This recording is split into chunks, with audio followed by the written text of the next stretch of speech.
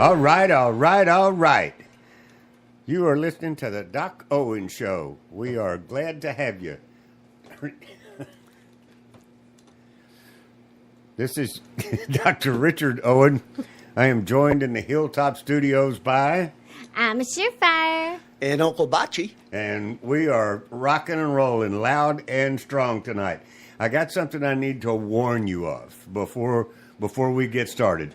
Just before we started the show, we noticed a fellow patriot roaming around the Hilltop Studios outside, and so we may have a skunk whose aura, might seep into the studios. So if you smell something, I just wanted you to know that it was not one of us. That's true. We do have we have some manners the high around potential here. of a skunk on board. Mm-hmm. We've got a really, really, really good show for you tonight, and it is going to be extremely educational. We're gonna put you in the Wayback Machine, which is a good thing. Okay, and the next thing we're going to do is turn off the ice maker. So. We are all over the social media as Doc Owen Show, DOCOWENSHOW. We're on Facebook. Follow at Doc Owen Show on Twitter, and take it from there. I mean, in addition, we have a blog that is growing and growing and growing. DocOwenShow.com, spelled the same way. Go out there and watch for it. Kind of get familiar with it. If you go out there in the upper right-hand corner of the main screen is a little click-on thing. You can listen to the most recent show, and that's also where you can join our mailing list. And if you're on the mailing list, we don't abuse that privilege at all, but we take advantage of it to make sure you know when we're going to have a special guest on the air, and you won't miss that particular show. We have free apps, Doc Owen Show, DOCOWENSHOW, for both the iPhone and Android platform. You can listen to us as a podcast until your heart's content, and our entire library is out there, so you can listen to it 4 years worth of stuff, 10 minutes at a time, and pick and choose what you wish. After that little self-serving announcement segment, which is rarely ever repeated throughout the program, and we have no other advertisers other than ourselves, which we don't sell anything or ask for any donations, so it's not really advertising. It's like public service announcements. That's right, PSA. It's more like BSAs. We start the show in a very traditional manner. Ms. Surefire gives us an inspirational quote. Uncle Bachi gives us a dot or two in history on this day. And then I round out the trio with something of a leadership nature. So I am ready. Ms. Surefire, take it away. And tonight's quote, as usual, comes from brainyquote.com. That's BRAINY quote.com. And tonight's quote comes from a gentleman that most of us would have heard of at one time or another for various reasons. His name was Henry Ford. Oh, yeah. Yep. American businessman, founder of Ford Motor Company, and the assembly line. Yes. Mm-hmm. Any color you want, as long as it's black. That's right. Mm-hmm. No problem there. What a salesman. That's right. And his quote is, "Don't find fault, find a remedy." Good. I like it. Mm-hmm. Yeah. Yep. He's exactly right. Yeah. Focus on the solution. Right. Exactly right. Mm-hmm. Just like, never mind. Uncle Bachi. I ain't going to say a thing. What happened when? This day in 1780, who was the most notorious traitor in U.S. history? 1780? Benedict Arnold? You got it. Yes. Ding, ding, ding, ding, Yes. ding, ding. Lived right up the street from He him. committed treason when he gave up the West Point Fort. It wasn't the school yet. Yep. That's And it? his name is consistent with traitor these days. That's right. Yep. Benedict Arnold. Absolutely. Well, I'm sorry to steal your thunder. You didn't know that we were going to get that, did you? Well, I'd rather you say it than me. So he had a really good career going until he did that. Until he did was, that. yeah, he was a general. He was good. He was Pretty much good. toast after that. Yep. So I don't have one, but two leadership quotes tonight. And they are both from the same gentleman. And he happens to have been good friends, I think, with our special guest tonight. Okay? The quotes. It's very mysterious. The quotes are from Mr. Winston Churchill. Okay? He said, and these are both about enthusiasm. Aha. Before you can inspire with emotion, you must be swamped with it. Before you can move their tears, your own must flow. To convince them, you must yourself believe. Okay? Number two. That's good. This one I particularly like. Now I'll tell you why before I read it. The Doc Owen show tends to take some flack in certain circles because it doesn't produce a positive revenue. Okay? Not everything is built to do that. That's true. right. We have recently filed and are now officially one of the first PBCs in the state of Texas, which stands for Public Benefit Corporation. And we had an entire show on that about 6 or 7 months ago. And Texas just introduced the ability to file corporate papers as a PBC September the 1st. We waited because we wanted ours date stamped September the 11th. There you go. Because that's when the Doc Owen show started, was on September the 11th. And it's a significant date in the hearts and minds of the show and the people on the show, et cetera, et cetera. That's so, right. and I firmly believe that we need to remember it. So having said all of that, the second quote is from Winston Churchill as well. Success is going from failure to failure without loss of enthusiasm. There you go. That's a good one. In other words, The special person. when you know you're on the right path, you're on the right path. That's right. Try You're again. just doing things right. I'm not going to say it again, but we got a mystery guest tonight that is absolutely fabulous. Okay. All right? All I can tell you The is anticipation is killing me. all I can tell you is another thing we did when we started the show was our outreach to youth was because a lot of my young friends in the millennial generation kept talking about things in history that were actually an integral part of my life. And I took offense at that. It ain't history until I'm gone. When I'm gone, it's just life. You know what I'm saying? I can't look back on the 50s. I know it was a long time ago. And it was, twice as long ago as some of these young folks have been alive. So our guest tonight is somebody that I listened to, heard, and remembered when I was 16 years old. And I was chugging away trying to get into the United States Naval Academy. Okay? I know who it was. I was, who was it? Howdy Doody. Oh, no. He Sorry. guessed it. Oh, shucks. No, He that's guessed not it.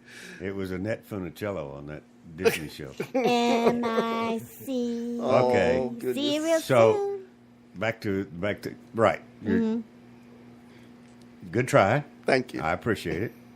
Sincere thought, but incorrect. So that's all we're going to say until the guest comes on. And the discussion tonight, if this helps you at all with the guest, the other thing that I realized about the young folks and the look on, not just young people, if you're not in the news, or following news, or in the business, or doing what engulfed in all of this kind of jazz, you may hear the term deep state from time to time, and I've noticed people's eyes kind of glaze over, like, they're trying to pay attention, but they don't really know what that means. Yeah, exactly. Oh. The look on her face was what made the sound. So we're going to explain from the origins about the deep state. All right? So awesome. Take us through some really old. What president? We just left Thomas Jefferson. That's right. We had 3 weeks versus the 2. That's right. Because of all, and still just scratch the surface of Thomas Jefferson. Exactly. If you're interested at all in some of the most interesting historical facts to amaze your friends at cocktail parties, read up on Thomas Jefferson. Absolutely. Okay. Go out to the website. Yep. Go to DocOwenShow.com because Bocce's been putting the library out there, the history. Uncle Bocce, where are we going tonight? Who is the next president? James Madison. Of course. He made the donuts, right? No, the little chocolate donuts. Cake. Oh, that was his wife. Dolly Madison. Sorry, that's right. That was ice cream, though, wasn't it? These guys from New Jersey. Oh, yeah. Well, back east it was. Yeah, it was Dolly Madison. She made ice cream and donuts. Ooh, okay, yum. Good. Yes, James Madison, very interesting character, as all of them have been up to now. Can you imagine trying to follow Thomas Jefferson? Yeah, well, president? Yeah. I mean, Somebody no, had to. Yes, but okay. But he pretty much followed what Thomas Jefferson set up anyway. Aha, so smart man. So he had an IQ of 141.25 estimated. So he's pretty brilliant. Between the ages of 11 and 18, he was tutored. And then at the last 2 years of that, 16, he began a 2-year course study under Reverend Thomas Martin, who I think was Presbyterian, in preparation for college. So he was ready to go to college. That's what. See, I just told you, 16. I was on it. Yeah, his studies included what most people don't even understand today: Latin, Greek, science, geography, mathematics, rhetoric, and philosophy. Of course, doesn't everybody? Yeah, and he pursued that on his own. Now, in preparation for college, he then went to what is now called Princeton University. Back then, it was called the College of New Jersey. You know why they changed it? You do you? You do? Yeah. Go ahead. No. So after graduation, he remained at Princeton and continued his study as if he didn't know enough languages. He decided he wanted to learn Hebrew, and he became quite fluent in Hebrew. It was a dodge. He just wanted to stay in college like every other kid. Yeah. He studied political philosophy under the university president at that time. And then, on his own, he studied law, but only because he was interested in public policy. He did not study law because he wanted to be a lawyer. He did not. Another sign that he was a smart man. Right. He's James Madison Jr. because his dad was named James Madison. He was the oldest child. That's where juniors come from. Yeah. Some of his nicknames will make sense to you in a little while. One of them was called Little Jemmy, Jemmy. Okay. Jemmy for Jim instead of Jimmy. His little Majesty and Father of the Constitution were some of the things he was called. He was a Democratic Republican from Virginia. Here's the kicker, Doc. You too could have been president. Because he was 5'4". He was exactly 5'4" and never weighed more than 100 pounds. Well, there you go. That's so this guy. I'm out of that race. But yet he was considered a leader. Well, we went from George Washington, was over 6 feet, Thomas Jefferson was over 6 feet. Then we get this guy. The standards are, even in corporate America, are totally against altitudinally challenged leadership. I think that's wrong and shallow. It is. I couldn't agree with you more, but it's a fact. Yeah. Okay. He was raised Episcopalian, although he was educated by Presbyterian clergymen. And he was an avid reader of English deists. Okay. literature, too. Okay. As an adult, Madison paid little attention to religious matters, just like, Thomas Jefferson didn't really pay too much attention to it either. Though most of historians have found little indication of his religious leanings after he left college. So they really don't know. Others maintain that Madison accepted, this is the important thing. Yes. He accepted Christian tenets and formed his outlook on life with a Christian worldview. Ancient principles, the principles of all that stuff, I think they just all like the other presidents so far. So our liberties that come from God. Exactly. I mean, they get that. Exactly. They didn't fight over the little nuances of Presbyterian versus Episcopalian versus Methodist versus. So, his actual religion is totally irrelevant. Exactly. Well, it's totally irrelevant. That should as be. It should be today. Yes. And as it is. Okay. He was born on March 16th in Virginia, of course, and he died. His famous, where he is laid to rest, was his home, Montpelier. Yeah. Or, yep. I think that's how you said it. He died at age 65. He had no children, but his wife, Dolly, did have two. One died, and so he raised John as his stepson. He held quite a few offices. In 1774, he was elected to Orange County's Committee of Safety. He has to start somewhere. Orange County, Virginia. Oh, Virginia. Virginia. Yeah, he's a Virginian. 2 years later, he was on committee that created the Virginia Constitution. He was on that committee. Along with Thomas Jefferson. Along with Jefferson, right. Okay. He helped write the Virginia Declaration of Rights, which was the precursor to our own Bill of Rights. Of course. He wrote that himself. And he was upset that that particular Bill of Rights did not have strong enough protections for freedom of religion. Interesting. Yes, very interesting. Madison, Thomas Jefferson, they became a mentor to Madison, Thomas Jefferson, that is. Right. They wrote the Virginia Statute for Religious Freedom. It sounds like they probably did a lot of stuff together. They did. They did. They were very, very close. Right. James Madison was also a member of Virginia's first legislative assembly. He was elected into the Continental Congress. Yes. He was a delegate for Virginia to the Constitutional Convention. I've forgotten. Was he Jefferson's vice president? He was Jefferson's Secretary of State. Okay. I thought he held a role. Okay. Yeah. Got it. Yeah. And then he was in the House of Representatives for a few years, and he was appointed, like you just said, the Secretary of State by Thomas Jefferson. Here's an interesting thing. Guess how much a president made back then? $8,700. Wow. That's what I would have paid today's presidents. But anyway, no, $25,000 was the going rate for president. That's a lot of money. Well, back then it was, yeah. Yeah, back then. I barely buys a car. His wife was Dolly Payne Todd, and she was 17 years younger than he was. And they never had any kids. You go. Mm-hmm. And she was also born. Well, she was actually born in North Carolina, and she died in Washington, D.C. Now, here's some details of his office. Let's look at the election. She was kind of interesting in her own right. She was. She? Yeah, she was. There's a lot all of these quotes. women. Mm-hmm. All these pretty women strong were. women. So far, yes. Okay. Absolutely. He was, in 1808, he ran for president. That's when, of course, Thomas Jefferson, at the end of Thomas Jefferson's time in office. Okay. He ran as a Democratic Republican, just like Jefferson. Right.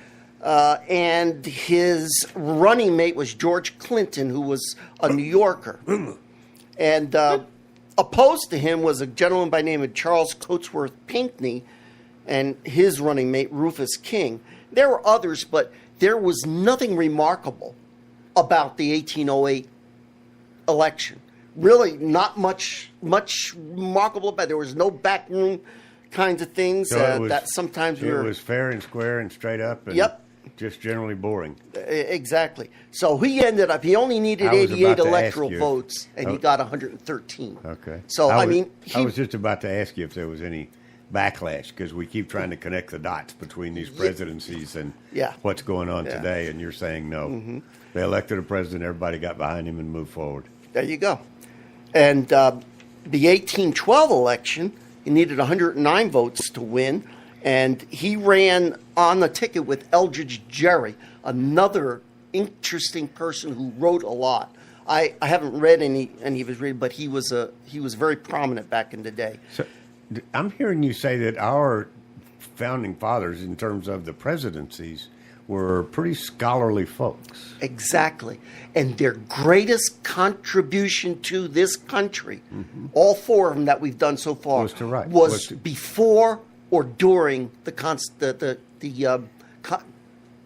signing of the Constitution. Right. That's where their brain power excelled. And Madison was looked at as a leader in the convention. Well, but to me, it's important to understand that it wasn't just hammered out in those few weeks that they were in Philadelphia hammering it out. No, I mean these guys were writing about and expressing ideas and Absolutely. communicating with each other and publishing letters and pamphlets and about what needs to be done with this thing that we've now created. Exactly. How do we create a some sort of a management sort of perspective called law, right? Yep. And exactly. And you had a lot of scholars contribute to these founding documents.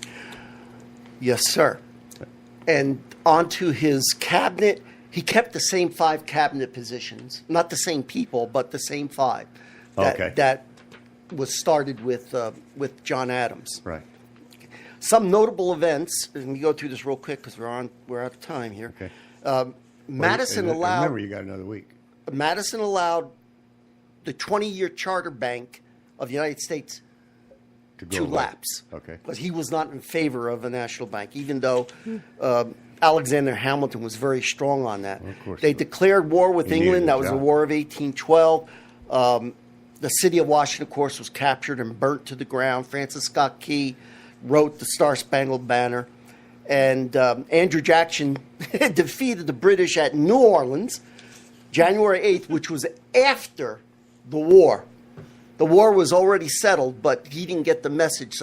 But he did a good job. He did. And recently, those ingrates in New Orleans took his statue down. If it weren't for him, they would still be slaves to the French. You've got that. You've got that right. Dumbasses. And of course, then he chartered the second national bank under pressure before he left office. It's not against the people; it's against the municipal government. So that's still an issue today, like with the Federal Reserve, where in the Constitution.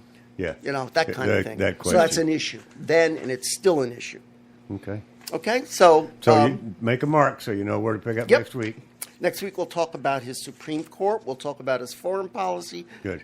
And we domestic policy. And we still probably won't have very much controversial to discuss. Right. It'll be boring, pretty straightforward, but significant in the accomplishments that it moved, the process that it moved forward. I think the fun starts with Andrew Jackson, actually. Yeah. Once we get there, then it's going to. That figures. Yeah. Okay. Who are you? Oh, yes, I am Uncle Bocce, UNCLEBACI at DocOwenShow.com. I'm looking for you. Thank you, Uncle Bocce. Good job. Thank you. Well done. Very, very good job on a boring guy. No. His wife made donuts. Actually, we don't want them all to be flamboyant. No. I mean, we want him to get down No, to he was business. very quiet, very shy, but yet he was a leader. Well, there you go. It happens. I'm still not going to tell you who it is. I'm going to tell you that we're going to talk about the deep state. We're going to come out after this interview, after this presentation, and talk about what is in current day vernacular is referred to as the deep state. All right? Mm-hmm.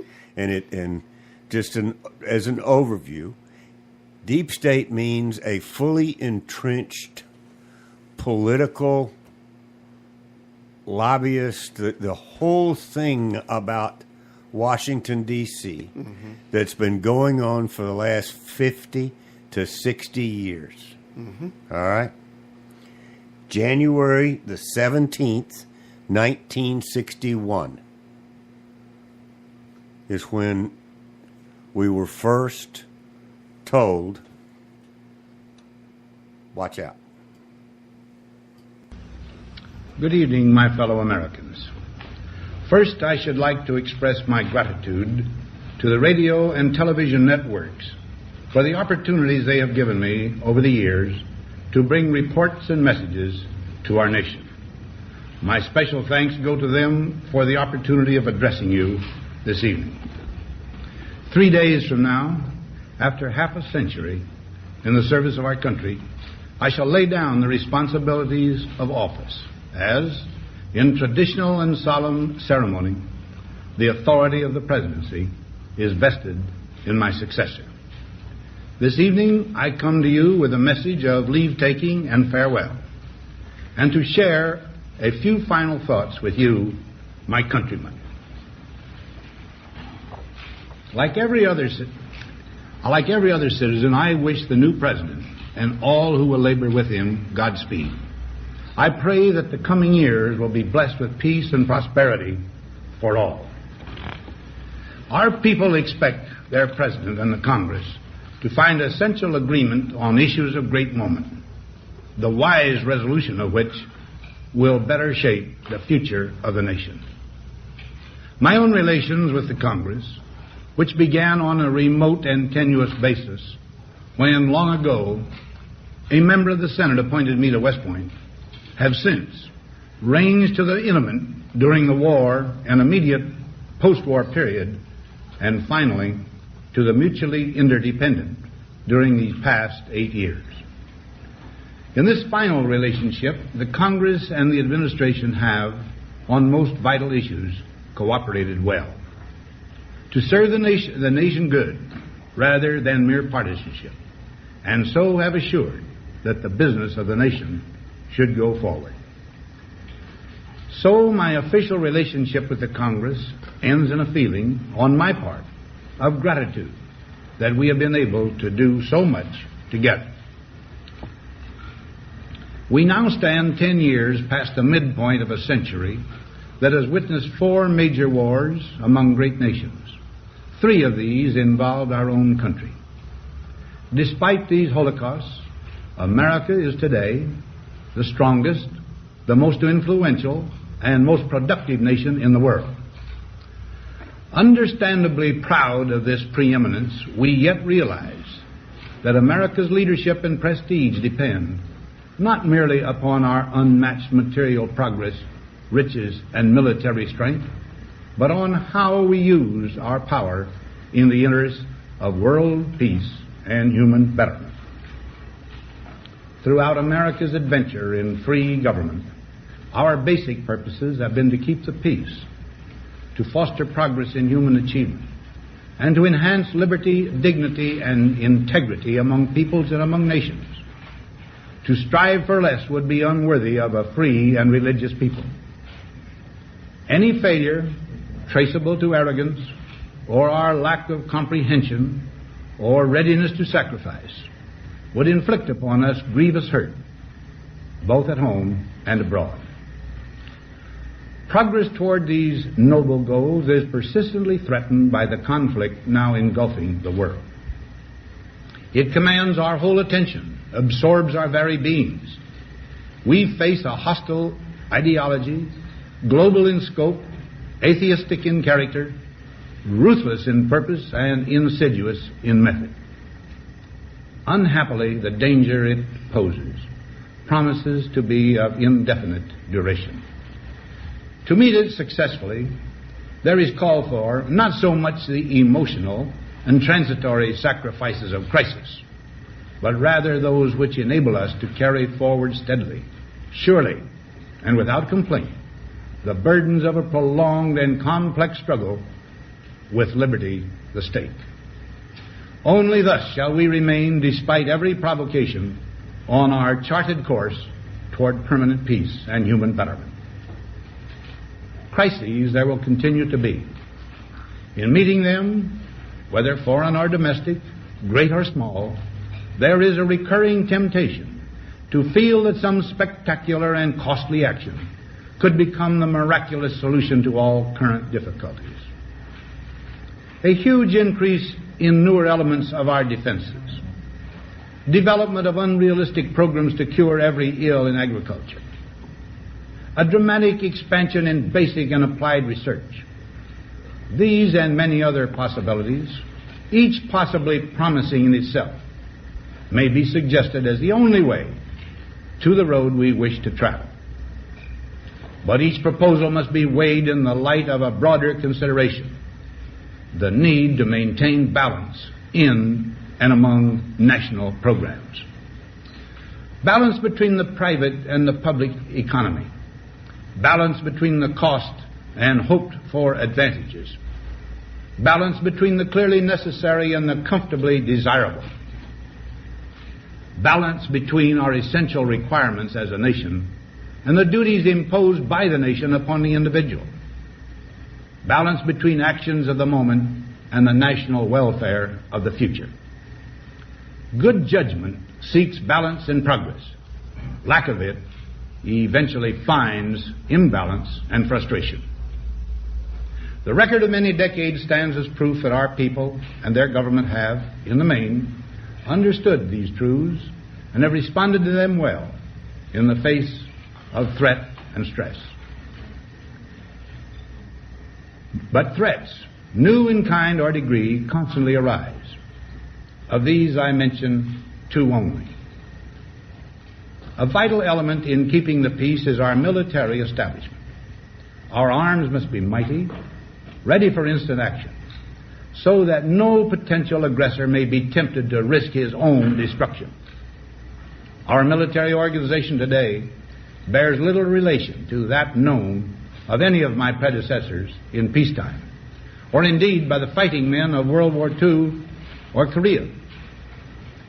Until the latest of our world conflicts, the United States had no armaments industry. American makers of plowshares could, with time and as required, make swords as well. But we can no longer risk emergency improvisation of national defense. We have been compelled to create a permanent armaments industry of vast proportions. Added to this, 3.5 million men and women are directly engaged in the defense establishment. We annually spend on military security alone more than the net income of all United States corporations. Now, this conjunction of an immense military establishment and a large arms industry is new in the American experience.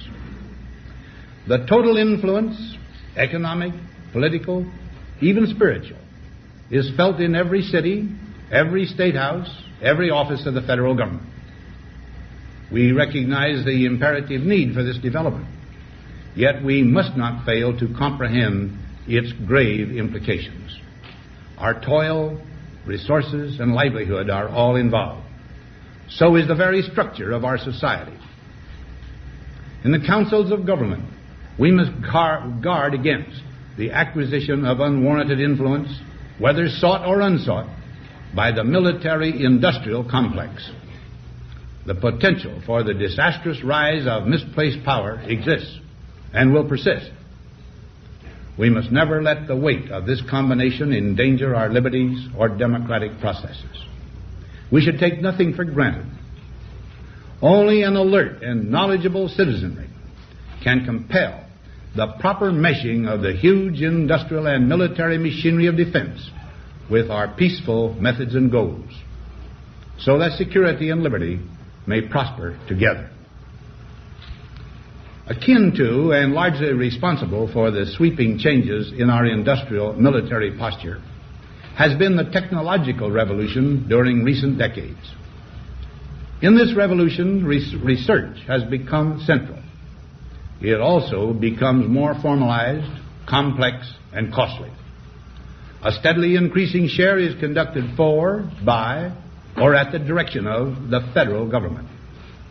Today, the solitary inventor, tinkering in his shop, has been overshadowed by task forces of scientists in laboratories and testing fields. in the same fashion, the free university, historically the fountainhead of free ideas and scientific discovery, has experienced a revolution in the conduct of research. Partly because of the huge costs involved, a government contract becomes virtually a substitute for intellectual curiosity. For every old blackboard, there are now hundreds of new electronic computers. The prospect of domination of the nation's scholars by federal employment, project allocations, and the power of money is ever present and is gravely to be regarded. Yet in holding scientific research and discovery in respect, as we should, we must also be alert to the equal and opposite danger that public policy could itself become the captive of a scientific, technological elite. It is the task of statesmanship to mold, to balance, and to integrate these and other forces, new and old, within the principles of our democratic system, ever aiming toward the supreme goals of our free society. Another factor in maintaining balance involves the element of time. As we peer into society's future, we, you and I, and our government must avoid the impulse to live only for today, plundering for our own ease and convenience the precious resources of tomorrow. We cannot mortgage the material assets of our grandchildren without risking the loss also of their political and spiritual heritage. We want democracy to survive for all generations to come, not to become the insolvent phantom of tomorrow. During the long lane of the history yet to be written, America knows that this world of ours, ever growing smaller, must avoid becoming a community of dreadful fear and hate, and be instead a proud confederation of mutual trust and respect. Such a confederation must be one of equals. The weakest must come to the conference table with the same confidence as do we, protected as we are by our moral, economic, and military strength. That table, though scarred by many past frustrations, cannot be abandoned for the certainty agony of the battlefield. Disarmament with mutual honor and confidence is a continuing imperative. Together we must learn how to compose differences, not with arms, but with intellect and decent purpose. Because this need is so sharp and apparent, I confess that I lay down my official responsibilities in this field with a definite sense of disappointment. As one who has witnessed the horror and the lingering sadness of war, as one who knows that another war could utterly destroy this civilization which has been so slowly and painfully built over thousands of years, I wish I could say tonight that a lasting peace is in sight. Happily, I can say that war has been avoided.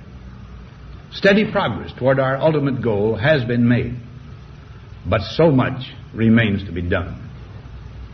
As a private citizen, I shall never cease to do what little I can to help the world advance along that road. So in this, my last good night to you as your president, I thank you for the many opportunities you have given me for public service in war and in peace. I trust in that service, you find some things worthy. As for the rest of it, I know you will find ways to improve performance in the future.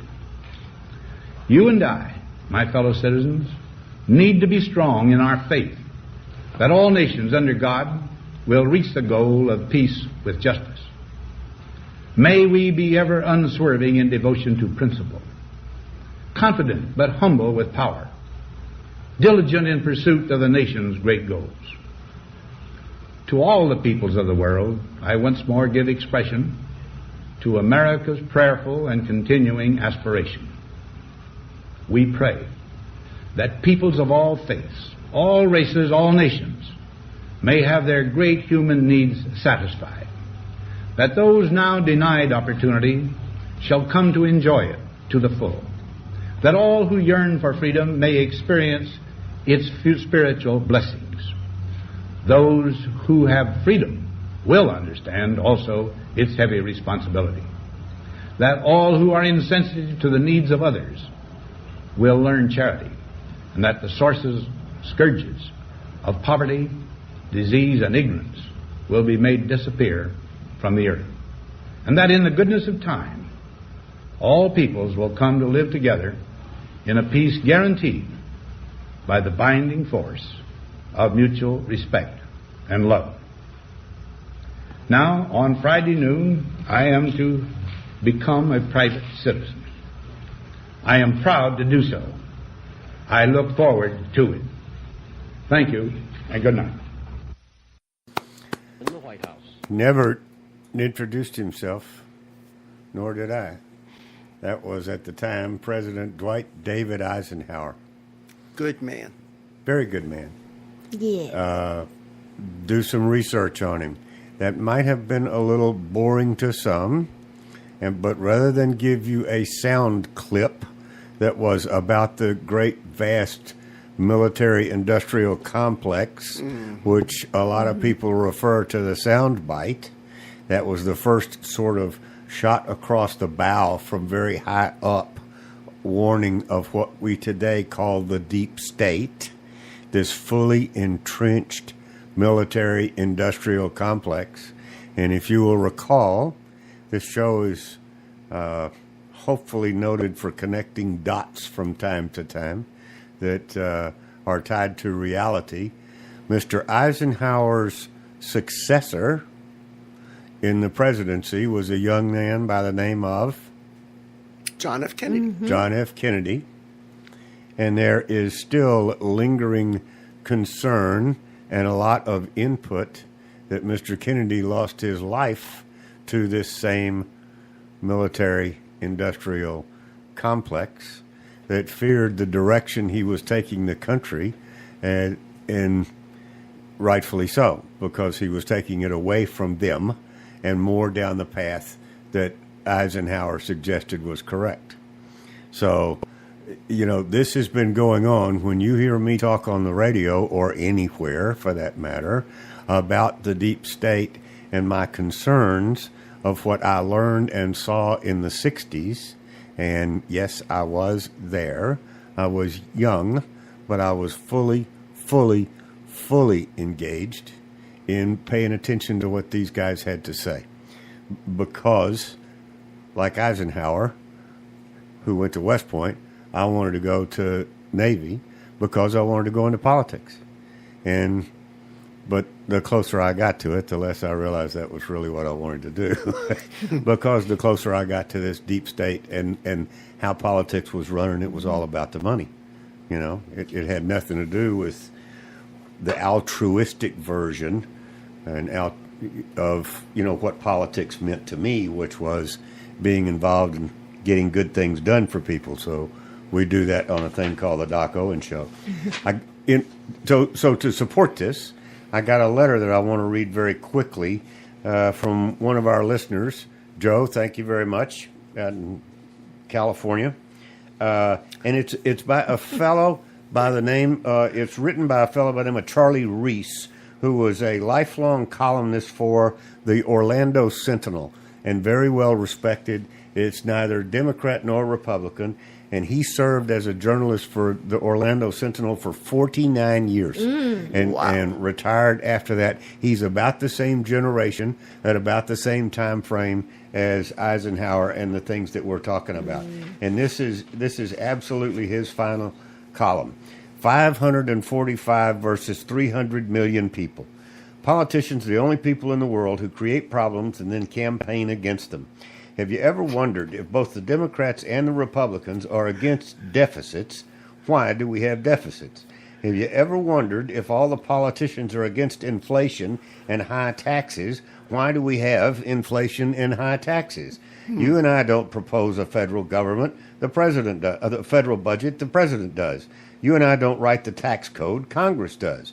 You and I don't set fiscal policy. Congress does. You and I don't control monetary policy. The Federal Reserve Bank does. 100 senators, 435 congressmen, 1 president, and 9 Supreme Court justices equals to 545 human beings out of the 300 million are directly, legally, morally, and individually responsible for the domestic problems that plague this country. I excluded the members of the Federal Reserve because the problem was created by the Congress in 1913. Congress delegated its constitutional duty to provide a sound currency to a federally chartered but private central bank. I excluded all the special interests and lobbyists for a sound reason. They have no legal authority. They have no ability to coerce a senator or a congressman or a president to do one cotton-picking thing. I don't care if they offer a politician $1 million in cash. The politician has the power to accept or reject it. No matter what the lobbyist promises, it is the legislator's responsibility to determine how he votes. Those 545 human beings spend much of their energy convincing you that what they did is not their fault. They cooperate in this common con, regardless of party. What separates a politician from a normal human being is an excessive amount of gall. No normal human being would have the gall at a speaker who stood up and criticized the president for creating deficits. The president can only propose a budget. He cannot force the Congress to accept it. The Constitution, which is the supreme law of the land, gives sole responsibility to the House of Representatives for originating and approving appropriations and taxes. Who is the Speaker of the House now? He is the leader of the majority party. He and fellow House members, not the president, can approve any budget they want. If the president vetoes it, they can pass it over his veto. It seems inconceivable to me that a nation of 300 million cannot replace 545 people who stand convicted by present facts of incompetence and irresponsibility. Wow. I can't think of a single domestic problem that is not traceable directly to those 545 people. When you fully grasp the plain truth that 545 people exercise the power of the federal government, then it must follow that what exists is what they want to exist. If the tax code is unfair, it's because they want it unfair. If the budget is in the red, it's because they want it in the red. If the Army and Marines are in Iraq and Afghanistan, it's because they want them in Iraq and Afghanistan. If they do not receive Social Security but are on elite retirement plan not available to the people, it's because they want it that way. There are no insoluble government problems. Do not let these 545 people shift the blame to bureaucrats whom they hire and whose jobs they can abolish, to lobbyists whose gifts and advice they can reject, to regulators to whom they give the power to regulate and from whom they can take this power. Above all, do not let them con you into the belief that there exist disembodied mystical forces like the economy, inflation, or politics that prevent them from doing what they take an oath to do. Those 545 people, and they alone, are responsible. They and they alone have the power. They and they alone should be held accountable by the people who are their bosses, provided the voters have the gumption to manage their own employees. We should vote all of them out of office and clean up their mess. What do you do with this article now that you have read it? It's up to you. This might be funny if it weren't so true. To be sure to read all the way to the end. Here you go. Tax his land, tax his bed, tax the table at which he's fed. Tax his tractor, tax his mule. Teach him taxes are the rule. Tax his work, tax his pay. He works for peanuts anyway. Tax his cow, tax his goat, tax his pants, tax his coat. Tax his ties, tax his shirt, tax his work, tax his dirt. Tax his tobacco, tax his drink. Tax him if he tries to think. Tax his cigars, tax his beers. If he cries, tax his tears. Tax his car, tax his gas. Find other ways to tax his ass. Tax all he has. Then let him know that you won't be done till he has no dough. When he screams and hollers, then tax him some more. Tax him till he's good and sore. Then tax his coffin, tax his grave. Tax the sod into which he's laid. Put these words upon his tomb. Tax drove me to my doom. That's great. Is he the guy that wrote that, or is he just quoting it? No, he wrote it. He wrote it. Yeah. Wow. Guys, I've heard it before, but that's powerful. And then he says, put these words upon his tomb. Okay. Where he's gone, do not relax. It's time to apply the inheritance tax, accounts receivable tax, building permit tax, CDL tax, cigarette tax, corporate income tax, dog license tax, excise tax, federal income tax, federal unemployment tax, fishing license tax, food license, fuel permit tax, gasoline tax, gross receipts tax, hunting license tax, inheritance tax, inventory tax, IRS, interest charges, IRS, penalties tax, liquor tax, luxury taxes, marriage license tax, Medicare tax, personal property tax, real estate tax, service charge tax, Social Security tax, road usage tax, recreational vehicle tax, sales tax, school tax, state income tax, state unemployment tax, telephone federal excise, telephone federal universal, telephone federal, state and local, telephone minimum usage, telephone recurring, telephone state and local, telephone usage charge tax, utility taxes, vehicle license registration, vehicle sales tax, watercraft registration, well permit tax, workers' compensation tax. Still think this is funny? Not one of these taxes existed 100 years ago, and our nation was the most prosperous in the world. That's we right. had absolutely no national debt, had the largest middle class in the world, and Mom, if agreed, stayed home to raise the kids. What in the heck happened? Can you spell politicians? I can. The guy nailed it. 545 people. And I got to tell you, I honestly feel like we've started with at least one, and 544 people are pushing back and refusing to accept the fact that there's a chink in their armor. That's right. And I'm not talking about a Chinaman. Yeah, right. There's a niche that can be exploited. All right. So I hope I have helped the audience. I hope I've helped you folks, young and old. Do your homework. Understand what is meant by the deep state. The deep state is all the nuances and the huge apparatus that has been built with huge amounts of money, $20 trillion in debt, has not gone to feed people in Biafra.